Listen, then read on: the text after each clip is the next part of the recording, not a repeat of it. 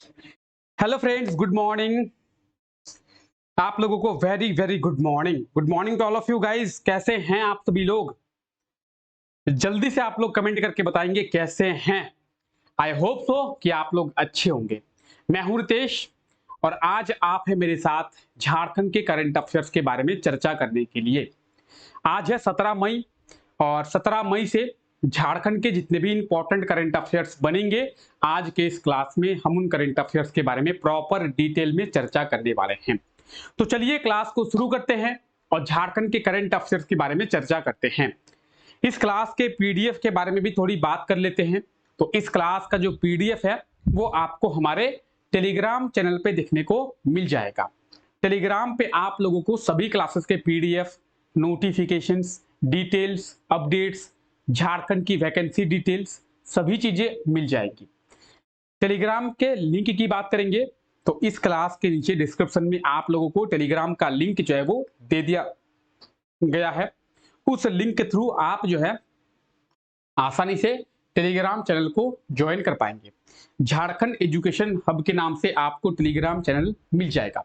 तो आप लोग टेलीग्राम चैनल के साथ जुड़ जाएं और टेलीग्राम चैनल पे आप लोग डेली विजिट करके सभी क्लासेस के पीडीएफ को आसानी से डाउनलोड कर पाएंगे। तो चलिए क्लास को शुरू करते हैं और देखते हैं झारखंड के इंपॉर्टेंट करंट अफेयर्स के बारे में। आज का हमारा पहला करंट अफेयर है, झारखंड के किस जिले को एग्रीकल्चर हब के रूप में विकसित किया जाएगा? एग्रीकल्चर हब, एग्रीकल्चर हब के रूप में झारखंड के कौन से जिले को विकसित किया जाएगा, डेवलप किया जाएगा? अब इसके सही आंसर की बात करेंगे तो इसका सही आंसर होगा ऑप्शन बी, बोकारो।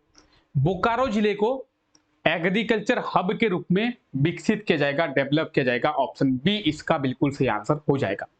अब एग्रीकल्चर हब कहने का मतलब क्या है? कृषि हब। एग्रीकल्चर हब कहने का मतलब है कि उस जिले के जो किसान है वो उस जिले के किसान 12 महीना फसल को बो सके, कृषि कर सके, उस जिले के किसानों को किसी भी प्रकार की पानी की कोई समस्या ना हो या फिर खेती करने से जुड़ी जो चीजें हैं उन चीजों से किसी भी प्रकार की कोई समस्या ना हो। सरकार के द्वारा खेती करने के लिए उस जिले के किसानों को सभी तरीके की जो सुविधाएं हैं वो दी जाए और वहां पे खेती जो है वो ज्यादा मात्रा में की हो। एग्रीकल्चर हब कहने का मतलब यही है कि एग्रीकल्चर हब यानी खेती जो है वहां पे ज्यादा मात्रा में होगा। पूरे झारखंड में जितना खेती होता है वहां पे सबसे ज्यादा संख्या में खेती जो है वो की जाएगी। तो बोकारो जिले को अब जो है एग्रीकल्चर हब के रूप में यानी कृषि हब के रूप में डेवलप किया जाएगा, विकसित किया जाएगा। और अब जो है यहाँ पे पानी की अच्छी व्यवस्था की जाएगी ताकि जो किसान है, किसान पूरे साल 12 महीना ही फसल की बुआई कर सके और कृषि जो है वो कर सके। ठीक है, तो बोकारो जिले को क्या किया जाएगा? बोकारो जिले को एग्रीकल्चर हब के रूप में विकसित किया जाएगा। बोकारो जिले की बात करेंगे, ये आप झारखंड के मैप में बोकारो जिले को देख सकते हैं।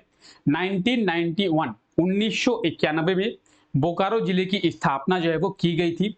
बोकारो की बात करेंगे तो ये अपनी बाउंड्री जो है वो वेस्ट बंगाल के साथ शेयर करता है। बोकारो में है सेल यानी steel authority of India limited और सेल होने के कारण ही बोकारो को बोकारो स्टील सिटी के नाम से भी जाना जाता है। ठीक है, तो चलिए ये कुछ बोकारो से जुड़ी चीजें थी।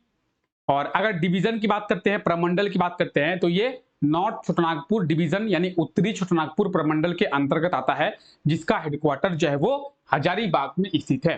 तो ये सब चीजें थी जिसके बारे में हम लोग जान लिए हैं।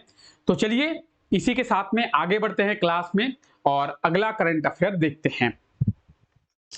झारखंड के किस प्रमंडल में यानी कौन से डिवीजन में 5 किलोमीटर की दूरी पर डाकघर को यानी पोस्ट ऑफिस को खोला जाएगा? तो हर 5 किलोमीटर के डिस्टेंस पर झारखंड के कौन से प्रमंडल में क्या किया जाएगा? पोस्ट ऑफिस खोला जाएगा।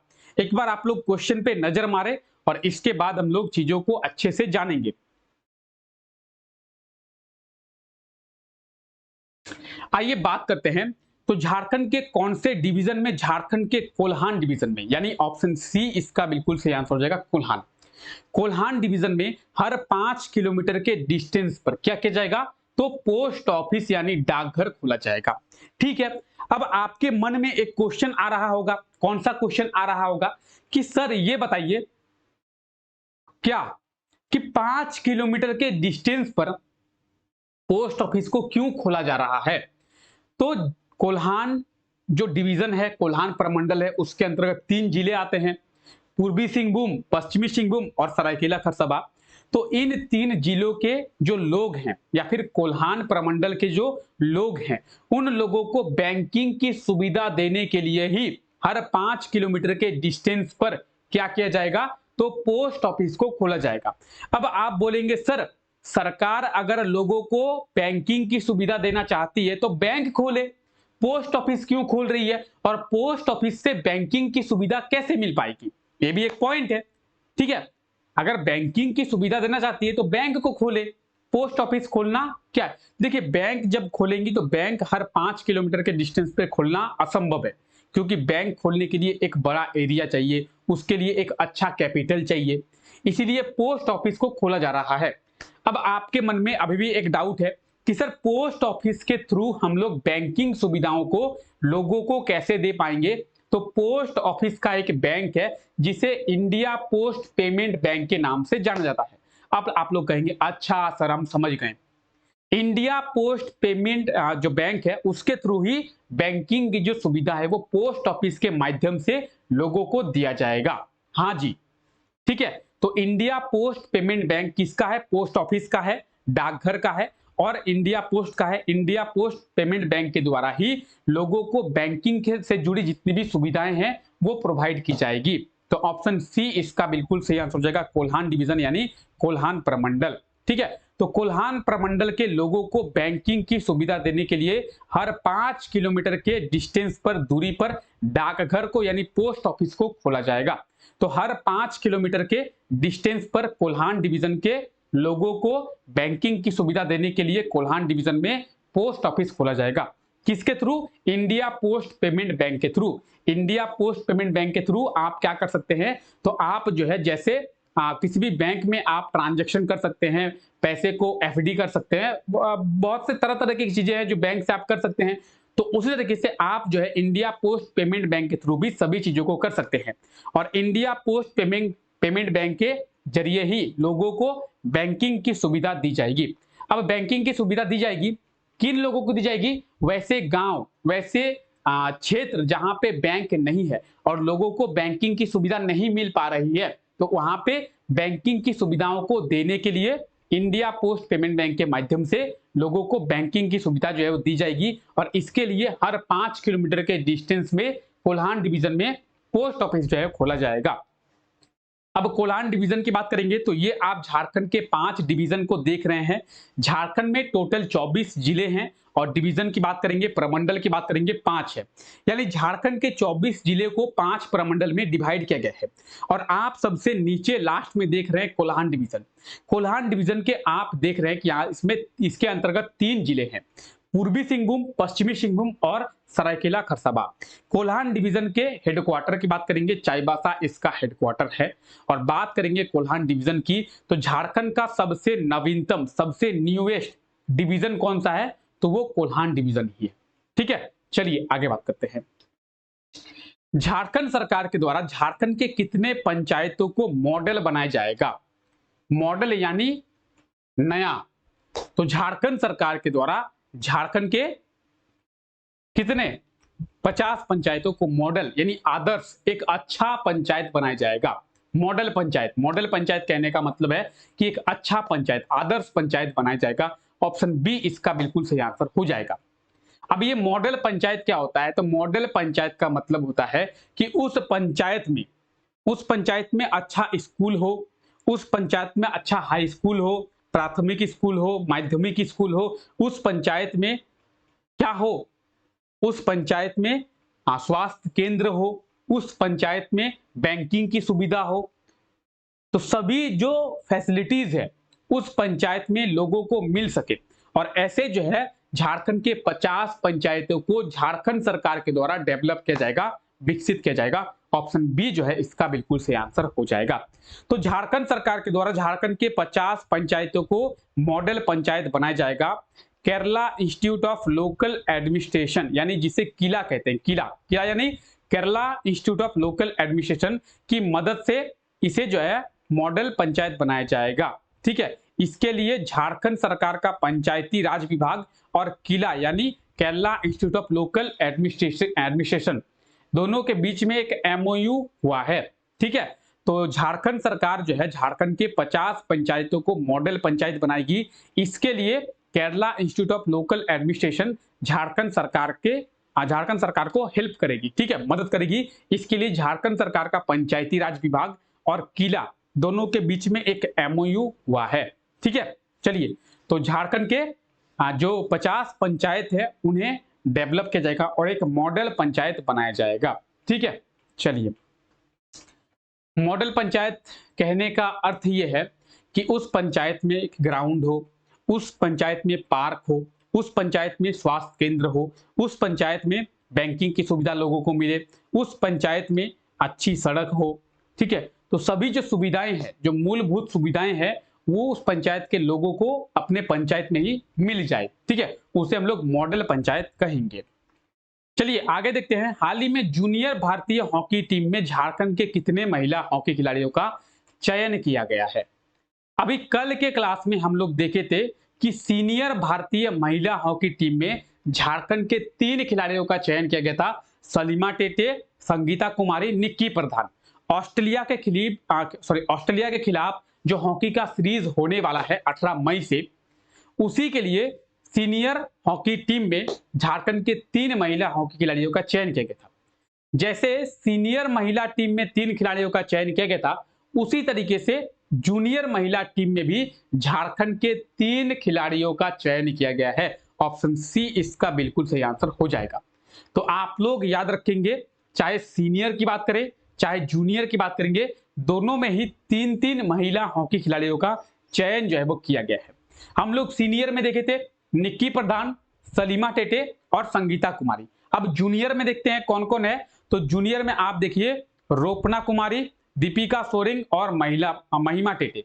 और ये जो आप महिमा टेटे देख रहे हैं ये सलीमा टेटे की बहन है। ठीक है, सलीमा टेटे की बहन है। तो जूनियर भारतीय महिला हॉकी टीम में झारखंड के 3 खिलाड़ियों का चयन किया गया है। उसमें हम लोग देखे थे कि ऑस्ट्रेलिया के खिलाफ सीरीज हो रहा था और इसमें 2 से 11 जून तक जापान में आयोजित होने वाले जूनियर एशिया कप के लिए इनका चयन किया गया है।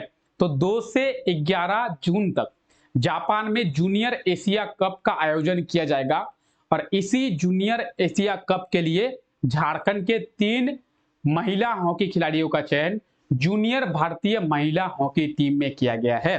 रोपना कुमारी, दीपिका सोरेंग और महिमा टेटे, इन तीनों का चयन किया गया है। ठीक है, तो आप ये देख सकते हैं जूनियर एशिया कप का जो आयोजन है वो 2 से 11 जून तक जापान में किया जाएगा। ठीक है, चलिए, इसके लिए झारखंड के 3 खिलाड़ी। ठीक है, चलिए, अगर आपसे एग्जाम में पूछ लिया जाए कि जापान में आयोजित जो किया गया था जूनियर एशिया कप, इसके लिए भारतीय टीम में झारखंड के कितने खिलाड़ियों का चयन किया गया है? तो 3 खिलाड़ी। ठीक है, 3 खिलाड़ी। हाल ही में झारखंड के कितने क्रिकेट खिलाड़ी जूनियर काउंटी क्रिकेट खेलने के लिए इंग्लैंड गए हैं? अब ये जूनियर काउंटी क्रिकेट होता क्या है? देखिए, जैसे हमारे इंडिया में आईपीएल होता है और अभी आईपीएल चल भी रहा है, आप देखते होंगे आईपीएल में कई देशों के खिलाड़ी जो है आकर खेलते हैं।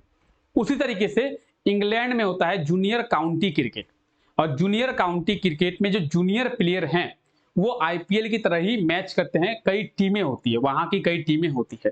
जिस तरीके से आईपीएल में कई टीमें हैं, उस तरीके से जूनियर काउंटी क्रिकेट में कई टीमें हैं। और इसमें खेलने के लिए झारखंड के 3 क्रिकेट खिलाड़ी इंग्लैंड गए हैं। कहां गए हैं? तो इंग्लैंड गए हैं। ठीक है, नजीम सिद्दीकी, सूरज कुमार, कुशाग्र कुमार। नजीम सिद्दीकी, सूरज कुमार और कुशाग्र कुमार, ये 3 खिलाड़ी हैं झारखंड के जो जूनियर काउंटी क्रिकेट को खेलने के लिए इंग्लैंड गए हैं। ठीक है, तो इसे आप लोग याद रखेंगे। Junior county cricket. ठीक है, चलिए, तो ये आप तीनों खिलाड़ी को देख रहे हैं। अब देखिए, ये जो क्वेश्चन है, ये क्वेश्चन आपसे कल पूछा गया था, कल के क्लास में, कल की क्लास जब हुई थी, ये क्वेश्चन आपसे पूछा गया था। क्वेश्चन है, ब्रिटेन के राजा किंग चार्ल्स के राज्य अभिषेक में झारखंड के किस जिले के इरा दुबे शामिल हुई थी? तो इरा दुबे जो है गोड्डा की रहने वाली थी। ठीक है, और ये जो है वर्तमान में लंदन में पढ़ाई कर रही है। और ब्रिटेन के जो राजा हैं किंग चार्ल्स, इनके राज्य अभिषेक में इरा दुबे शामिल हुई थी। ऑप्शन ए जो है इसका बिल्कुल सही आंसर हो जाएगा।